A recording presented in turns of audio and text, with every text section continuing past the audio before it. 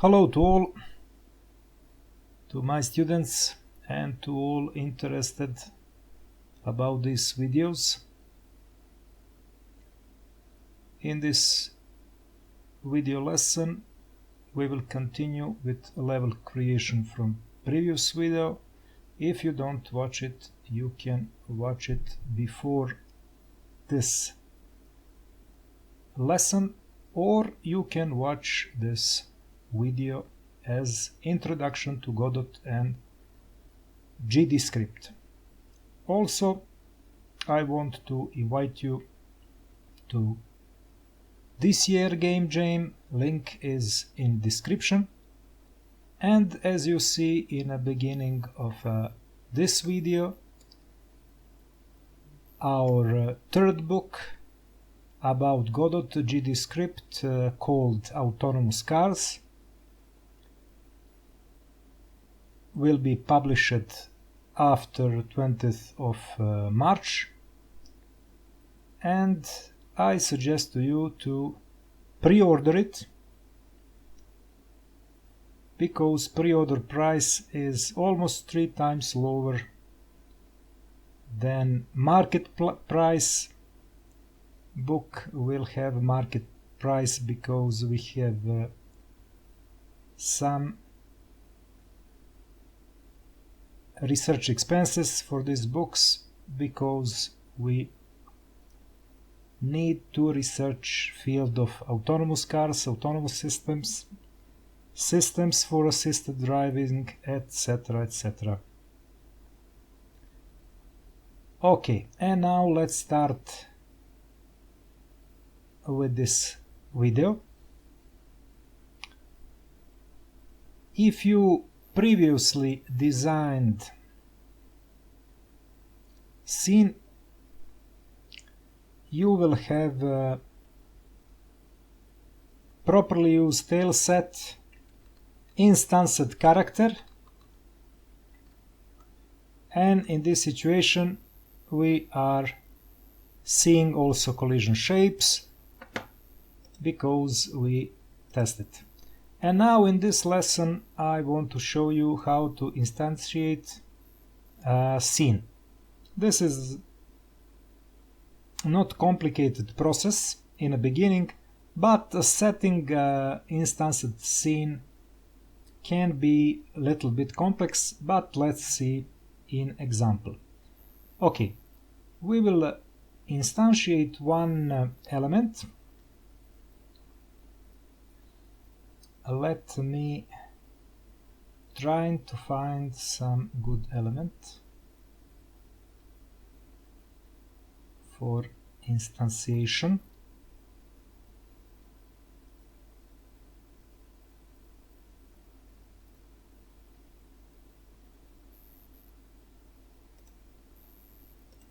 I definitely don't know what is this. Mover tree is some kind of testing character. We don't need this. You can instantiate any scene, but I want to instantiate a scene with some interesting element.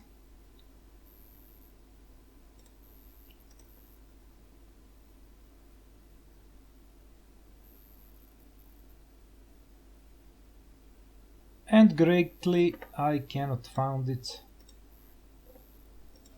Maybe kinematic movable platform. I want this to instantiate. Okay, kinematic movable platform. Where is this? Kinematic movable. It's here. Okay, so I instantiate this scene. I don't need this one, I think. And now let me see what we have. Okay, this is mainly process of instancing in the beginning. This is your scene. Every scene for instantiation, I suggest you to create it on a position 0, 0. This object is not in a position 0, 0, as you see here, and I don't suggest to do this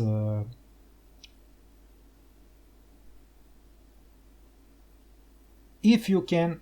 Always try to position your object at this root node position, and then when you instantiate a scene, you will have some better data here. For now I have some position data, and you will have 0, 0 position, and this will help you in many situations. Just to know. Okay, but if you create it like this, it will not be problem in the beginning. And now if we want to put this scene somewhere here, we will need some changes. For example, we will need to move some of this tail maps, maybe some we will delete it, and we can do some changes here. Also, this can be moved somewhere closer. Okay, I think this is not bad. Not great, but not bad. Okay, we have some elements here and a few elements here.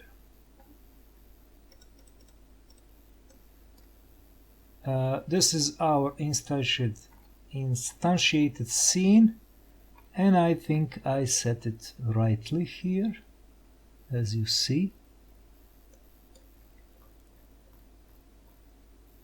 We have some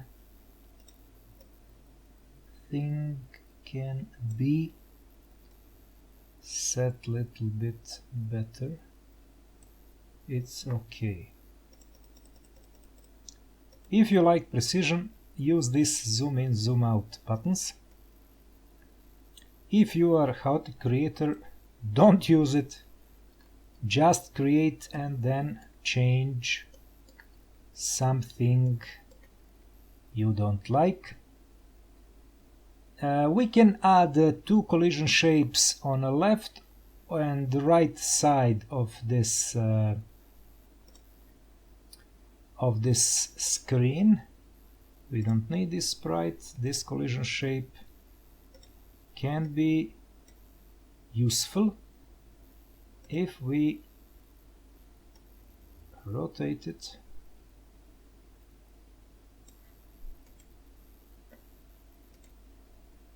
In 90 degrees or minus 90, it's the same thing. But what I want to do, I just want to protect our character to stay inside a level. We can do it like this, or we can do it like this. And we will copy or duplicate this collision shape, and we will done the same on another side, because we just want to have some proper space for our scene. So everything will happen inside this scene and our character will have possibility to stay inside. And now let's test it. Okay, we are playing scene, and as you see in previous video, our character can move in this space of tail set. Also, he can use this element. This element, as you see, is some kind of movable platform, or I don't know what. And this is also explained in one of previous videos. You can watch this video to learn how to work with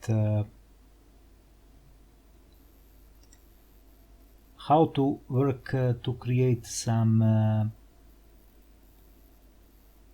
scene for instancing. And now I will try to create some things here.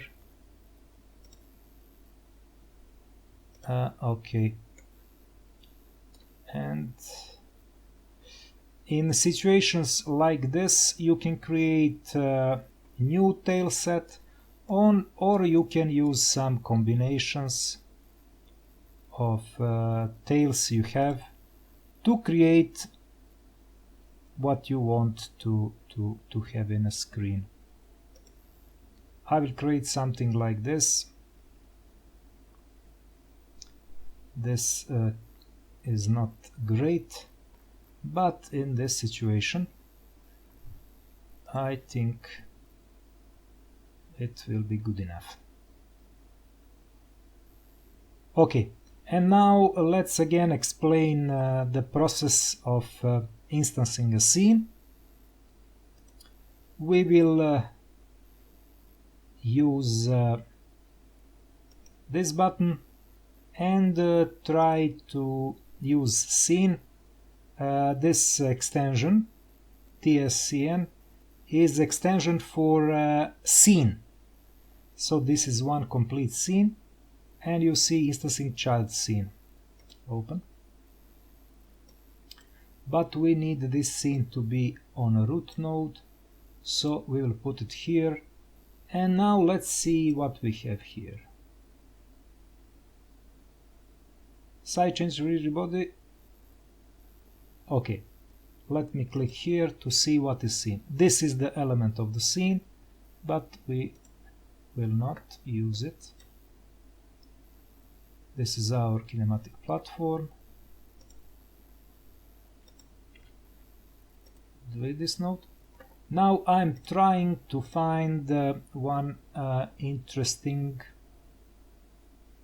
This is level 2.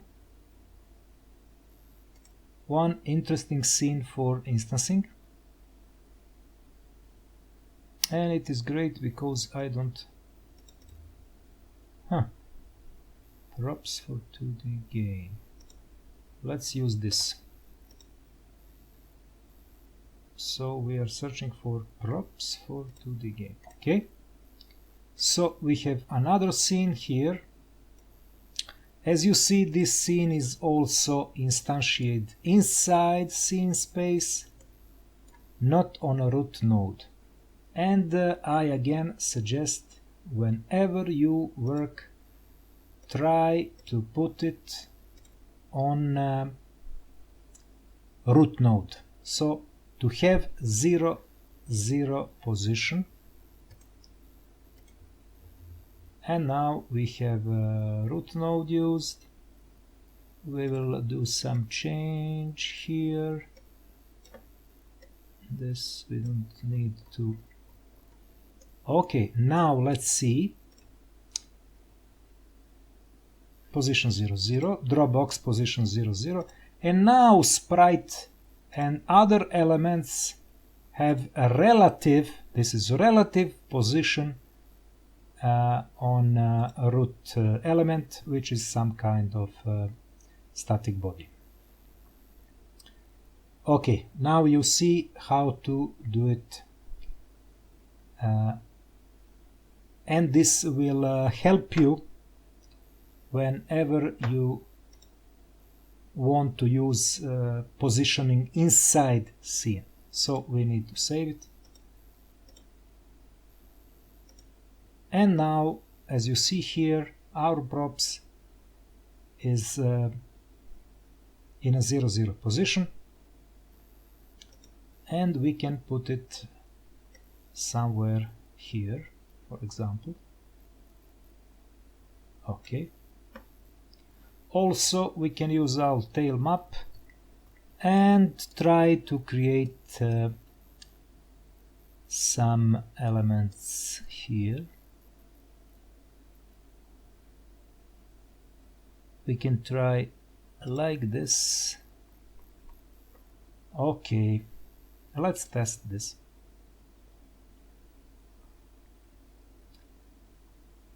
Now we have some elements in a scene. Our character can use this platform, can move in a space, as you see here. Also, our character can use other elements. This element generate a rigid body. It's also explained in one free video. You don't need to buy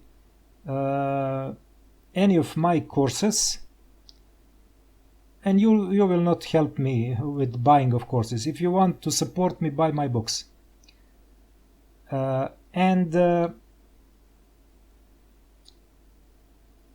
For example, here this element create a rigid body. This is some kind of rigid body created inside this element. And now, because rigid body have movement, we can use our movement to move this object, as you see here.